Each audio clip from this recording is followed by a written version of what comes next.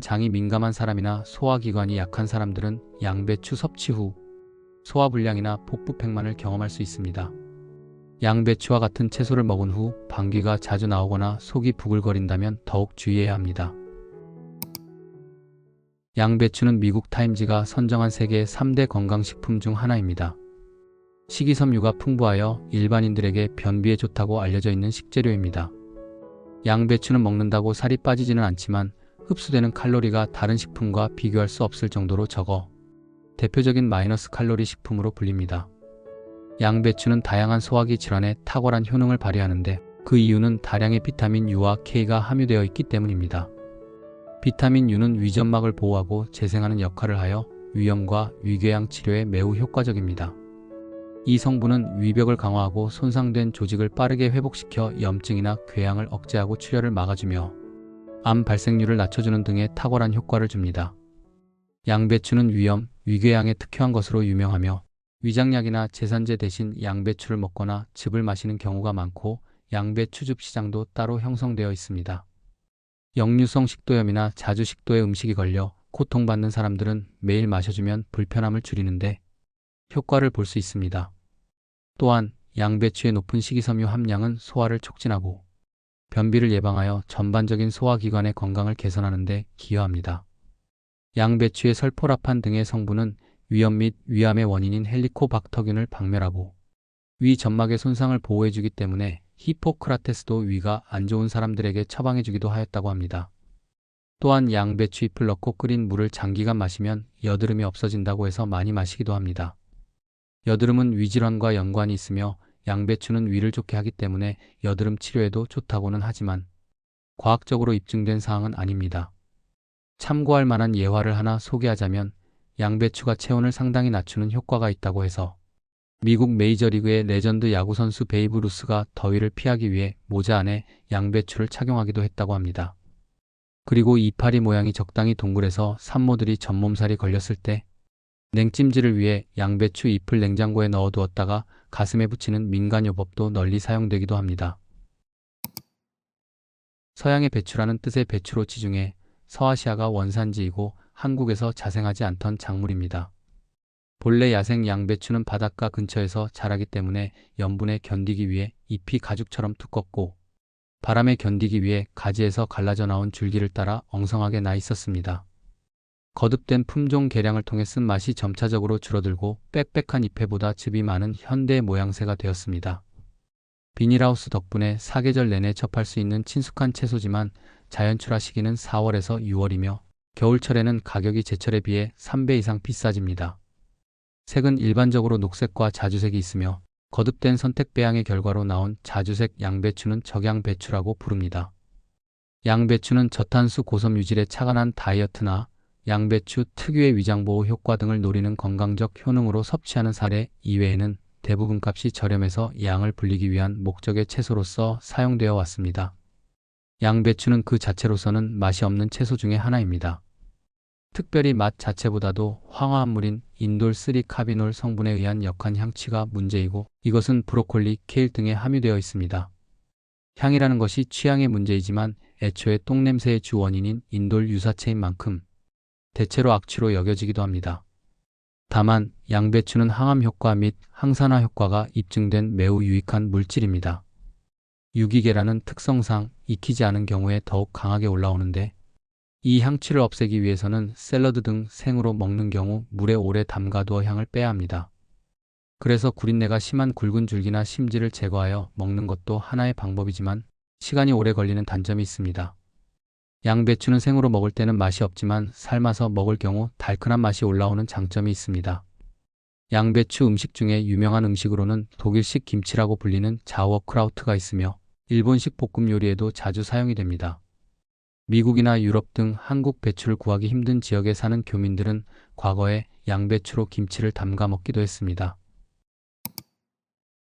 많은 사람들에게 양배추가 긍정적인 영향을 미치는 것은 사실이지만 특정 질환을 가지고 있는 사람들의 경우 양배추의 섭취를 피하는 것이 좋습니다. 갑상선 기능 저하증을 앓고 있는 사람들의 경우 양배추를 과도하게 섭취할 경우 갑상선 기능이 저하될 수도 있습니다.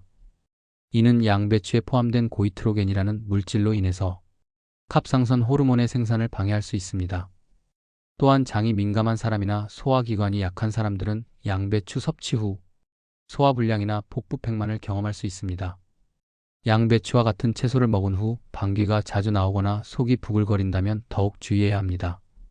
양배추는 위점막 강화와 재생을 촉진하는 비타민 U가 풍부하여 소화에 도움을 주는 것으로 알려져 있지만 양배추는 대장에서 쉽게 발효되어 가스 생성과 부패로 인해 장을 더 불편하게 만들 수 있습니다. 특별히 생으로 먹을 때 이러한 증상이 두드러질 수 있으니 비슷한 증상을 보인다면 양배추 섭취를 자제하는 것도 고려해 볼 필요가 있습니다.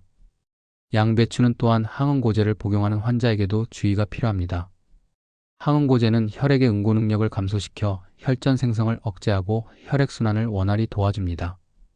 그러나 양배추의 풍부한 비타민 K가 혈액 응고를 촉진하는 작용을 하여 항응고제의 약물의 효과를 감소시킬 수 있기 때문입니다. 이로 인해 혈액 희석제의 약효를 반감시켜 혈전 생성과 혈관이 좁아질 수 있습니다. 따라서 해당 약물을 복용 중인 환자라면 의료 전문가와 상의한 후 섭취 여부를 결정하는 것이 좋습니다. 양배추는 대표적인 섭취 방식은 양배추를 즙으로 먹는 것입니다. 미국 스탠퍼드 대학의 연구에서도 양배추즙을 매일 섭취하는 것으로만 위궤양 치료율이 95%에 달한다는 결과가 보고되기도 했습니다.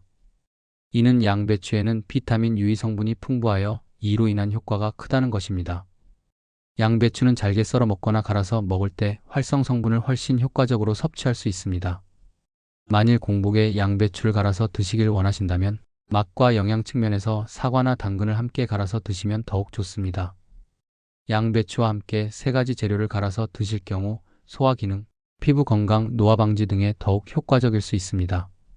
추가적으로 올리브 오일을 첨가하여 갈아 드시면 영양소 흡수율을 높일 수 있습니다. 양배추즙 이외에 양배추와 두부를 같이 요리로 섭취하면 포만감을 주기 때문에 다이어트 중인 분들에게 도움이 될 수 있습니다. 두 재료 모두 저칼로리 식품으로 양배추는 미네랄과 비타민 성분을 많이 함유하고 있고 두부는 필수 아미노산과 단백질 성분이 풍부하기 때문에 다이어트 시 많은 도움이 될 수 있습니다. 추가적으로 독일 김치라고 불리는 발효식품 형태로 만들어 드시길 권장합니다. 자우어크라우트라는 이름으로 불리는 독일 김치는 세계 3대 절임 음식 중 하나입니다. 자우어크라우트는 발효 과정에서 프로바이오틱스와 같은 유산균과 유기산을 생성해 장 건강에 도움이 됩니다. 다양한 유산균은 생체 이용률을 높이고 영양소 흡수를 촉진하며 장 환경을 개선하는 효능이 있습니다.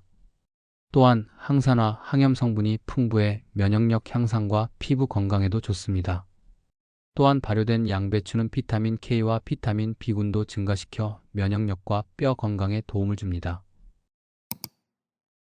양배추를 건강하게 섭취하기 위해서는 어떤 방법이 효과적일까요?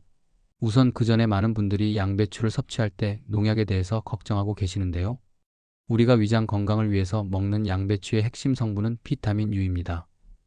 그런데 이 비타민 U는 물에 아주 잘 녹고 식초물에는 더 잘 녹습니다. 잘게 썬 단면을 통해서 녹아서 더욱 잘 빠져나옵니다. 그래서 양배추 세척할 때 일일이 한 장씩 뜯어서 분리 후 식초물에 담글 필요가 없습니다. 양배추는 잎이 자랄 때 안쪽부터 바깥으로 자라는 것이 아니라 바깥에서 안쪽으로 겹겹이 자라나는 형태이기 때문에 농약 등이 안쪽으로 스며들기가 어렵습니다. 또한 양배추의 겉잎은 매끄러워서 농약이 잘 스며들지도 않고 출하할 때도 겉잎은 떼어내고 유통됩니다. 결국 양배추는 80%는 버려지고 20%에 해당하는 결구만 우리가 먹게 되는 것입니다. 결국은 양배추를 한 장씩 분리해서 식초물에 담그고 할 필요가 없습니다. 양배추의 겉잎 2-3장 정도를 떼내시고 물에 한 5분 정도 담가놨다가 흐르는 물에 서너 번 정도만 헹궈주세요. 만일 양배추를 영양 가득 드시길 원하신다면 물에 담가서 삶지 마시고 채반에 받쳐서 수증기로 찌신 후에 드십시오. 냄비에 물을 끓인 후 증기가 올라온 상태일 때 양배추를 넣고 1분에서 3분 정도만 살짝 찌는 것을 추천합니다. 추가적으로 볶아 드실 경우에는 140도 이하로 볶아서 드셔야 좋은 성분들이 파괴가 되지 않습니다. 140도 이하에서 가볍게 익히거나 조리하시고 약불에서 올리브유를 살짝 두르시고 데우는 느낌으로 뒤적거리면서 살짝만 볶아서 드시면 더욱 좋습니다. 양배추는 공기 접촉 등을 차단해서 잘 보관만 하면 최대 2달까지도 먹을 수 있는 상태가 유지됩니다. 그러나 웬만하면 2주 이내 드시기를 적극 추천합니다. 과유불급이라는 말을 일상에서 흔히 들어서 잘 알고 계실 것입니다. 아무리 좋은 영양소를 가지고 있는 음식이라고 할지라도 적당한 선을 넘으면 독이 될 수 있습니다. 때로는 누군가에게 좋은 음식이 나에게는 보약이 아닌 독약이 될 수 있기 때문에 체질과 몸 상태를 고려해서 섭취할 필요가 있습니다. 다양한 매체에서 보도되는 허위 과장 광고에 현혹되어 비싼 돈을 허비하지 말고 전문가 등과 상의하여 내 몸에 맞는 음식을 취사 선택할 수 있으면 좋겠습니다. 오늘 알려드린 양배추에 대한 정보를 본인의 상황에 맞게 선별하여 활용하셔서 건강한 삶을 영위할 수 있었으면 합니다. 박식한 공방, 오늘은 여기까지입니다. 오늘 영상 도움이 되셨다면 구독과 좋아요 부탁드리며 평안하고 편안한 하루 되세요.